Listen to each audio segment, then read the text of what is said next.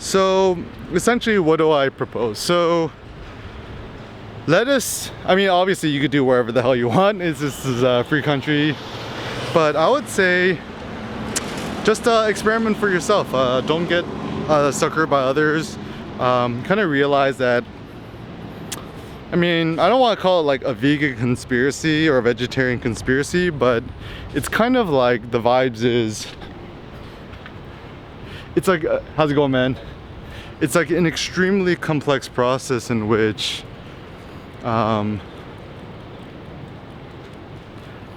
like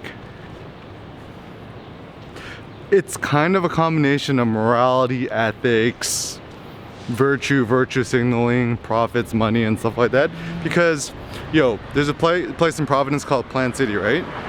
And dude, you could let's say you buy like a quinoa, you know, cauliflower salad for 15 bucks. I'm just making up numbers, right? And the issue is that is so much more profitable than if you just went out and just bought like, you know, a steak. Because I actually don't think that meat industry is actually as profitable as the sugar industry.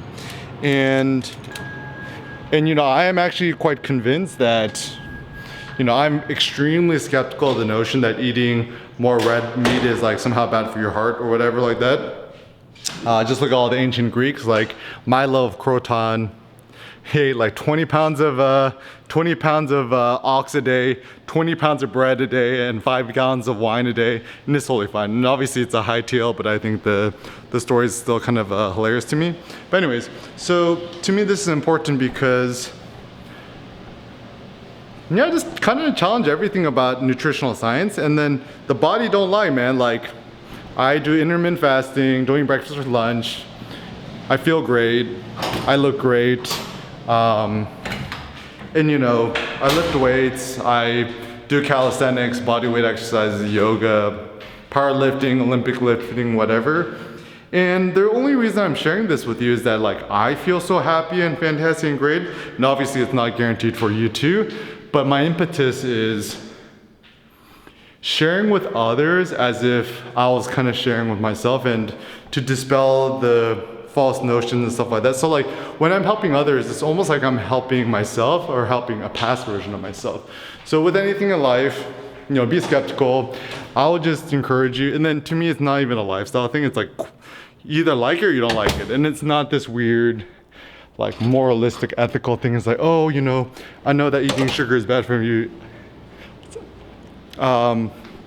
It's more of like thinking to yourself that, you know, if you want to do it for yourself, be extremely selfish and kind of greedy about it. Because the main reason that I like to work out and, you know, fast and do all this stuff is that I like to look great. I personally want to look like a Greek god in terms of my physique, and I'm willing to sacrifice everything in order to get it. And that's using vanity in a very good way. I'm greedy for the gains.